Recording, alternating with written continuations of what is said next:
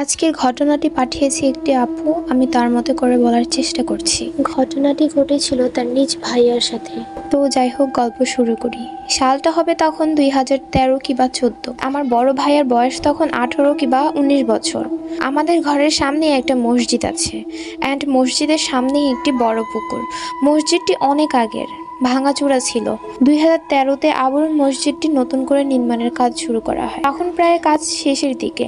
তখন একদিন আমার ভাইয়া মসজিদটির সামনের পুকুরে গোসল করতে যায়। তখন ভাইয়ার ইচ্ছে হলো যে মসজিদটির কাজ কতটুকু হয়েছে মসজিদটি দেখে আসার জন্য মসজিদে যাবে। তারপর ভাইয়া অজু করা ছাড়াই মসজিদে ঢুকে যায়। বলে রাখা ভালো, আমাদের মসজিদটিতে সবাই বলে নাকি 7টা জিন আছে। যখনই ভাইয়া মসজিদের মাঝ বরাবর গেল, হঠাৎ করে ভাইয়াকে কে যেন একটা জোরে থাপ্পড় দেয়। ভাইয়া চারদিকে তাকিয়ে কাউকেই দেখতে পায়নি। সে ভয় পেয়ে বাসায় চলে আসে। বাসায় আসার পর আম্মু দেখে যে